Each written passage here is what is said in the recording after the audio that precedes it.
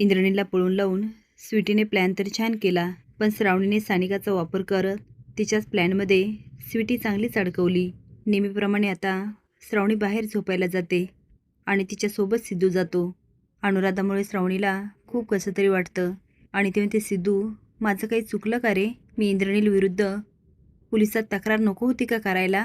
नाही म्हणजे कसं आहे ना, सासूबाई खूप चिडल्या. खरं तर मी हे सगळं सानिकासाठीच केलं होतं. सिद्धू म्हणतो, तू इंद्रणील विरुद्ध जे पोलिसात तक्रार केलीस ना, ते तू 100% बरोबर केलंस. आता मागे हटायचं नाही. आता आपल्याला कुणी किती आडवं आलं, अगदी आई पण, तरी आपण सानिकाला न्याय मिळवून द्यायचा म्हणजे द्यायचा. श्रावणी म्हणते, बरोबर आहे तुझं शुभू, आता काही झालं तरी मी मागे हटणार नाही. स्वीटी घाईघाई येते आणि कपडे भरायला लागते. इंद्रनील म्हणतो, स्वीटी तू माझे का कपडे भरतेस? स्वीटी म्हणते, तुला आत्ताच्या आत्ता इथून पळून जायचंय. आता इंद्रनील चिडून म्हणतो, काय झालं ते तरी सांग. स्वीटी म्हणते, तुझी मागं पोलीस लागलेत. आता तू जाम हादरतो आणि म्हणतो, काय? ती म्हणती, होय, तू पळून गेला नाही ना, तुला अटकेत टाकतील. मग आम्ही काय बी करू शकत नाही. त्यासाठी अशा ठिकाणी लपून बस की तू सापडलाच नाही पाहिजे. मग त्या श्रावणीची कशी जिरवायची ते आम्ही बघतो. तेवढ्यात दरवाजा वाजतो. स्वीटी म्हणते, ते श्रावणी आली वाटतं. इंद्रनील म्हणतो, आता काय करू मी? ती इकडे तिकडे बघत म्हणते, खिडकीतून पळ. इंद्रनील कपड्याची बॅग घेतो आणि खिडकीतून उडी मारतो. स्वीटी दार उघडते आणि बघतं तर दारामध्ये श्रावणी हजर असते आणि स्वीटीला म्हणते, हो बाजूला, मला इंद्रणीला भेटायचंय. स्वीटी हसून म्हणते, कितीही प्रयत्न कर, तू माझ्या भावापर्यंत आता पोचूच शकत नाही. श्रावणी म्हणते, तुझ्या भावाच्या हातामध्ये बेड्या ठोकल्याशिवाय ही श्रावणी गप्प बसणार नाही आणि त्यासाठी त्याला मी पाताळातून शोधून काढेल. आणि स्वीटी तू कितीही प्रयत्न कर, काही झालं तरी त्याचं सानिकाशीच लग्न होणार आणि हा तुला श्रावणीचा शब्द आहे.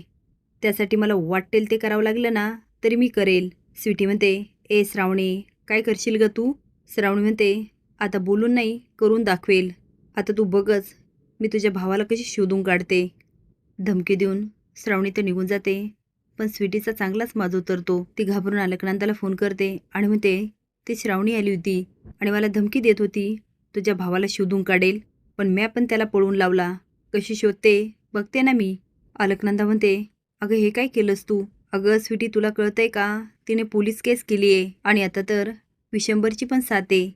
त्याला जर कळलं ना तुझा भाऊ इंद्रनील पळाला तर त्याला तो पाताळातून शोधून काढायलाही मागे पुढे बघणार नाही. काही झालं तरी त्याची DNA टेस्ट होणारच. म्हणून म्हणते, त्याला पळून लावण्यापेक्षा काहीतरी उपाय काढ. स्वीटी म्हणते, आता म्या काय करू? कारण DNA टेस्ट झाली की इंद्रनील सापडणार. माझं तर आता डोकंच बंद पडलंय. आता स्वीटीच्या सांगण्यावरून इंद्रनील सानिकाला फोन करतो आणि काही झालं तरी ती त्याच्या विरोधात पोलीस स्टेशनला गेली नाही पाहिजे, यासाठी स्वीटी त्याला तिच्याशी गोडगोड बोलायला सांगते. आता इंद्रनीलचा फोन येतो आणि सानिका खूप खुश होते आणि म्हणते, इंद्रनील तू मला फोन केलास, मला खूप बरं वाटलं. इंद्रनील म्हणतो, सानिका चुकलंच माझं. अगं मी पण काय करणार, मजबूर होतो, कारण मला पण माझ्या बहिणीचं लग्न तुझ्या भावाशी करायचं होतं. म्हणून मी आणि स्वीटीने ठरवलं की त्या श्रावणीला पळून लावायचं आणि स्वीटीचं लग्न सिद्धूशी करायचं. मग काय, आपलं लग्न होणारच होतं. सानिका म्हणते, म्हणजे तो माझ्याशी लग्न करणार होता? तो होय तर. ती आता एवढी खुश होते. इंद्रनील म्हणतो, तू माझी साथ देशील ना? ती म्हणते, होय देणार की. तेवढेच श्रावणी येते आणि म्हणते, सानिका इंद्रनील कुठे आहे? सानिका म्हणते, मला काय माहिती. ती तुला माहीत नाही, मग फोनवर कुणाशी बोलत होती आणि बोलताना तुझ्या चेहऱ्यावर एवढा आनंद का होता? खरं सांग, तू इंद्रणीशी बोलत होती ना? तेवढ्यात अनुराधा म्हणते, ए नटमोगरे, तुला काय करायचं ग? माझी पोरगी कुणाशी बोलू दे.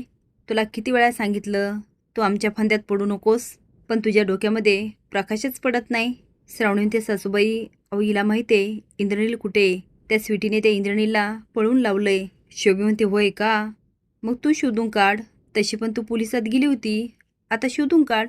इंद्रनील कुठे येते आम्हासनी काय विचारते? श्रावणी ते, शोभाताई तुम्ही काळजी करू नका, मी शोधूनच काढणार आहे.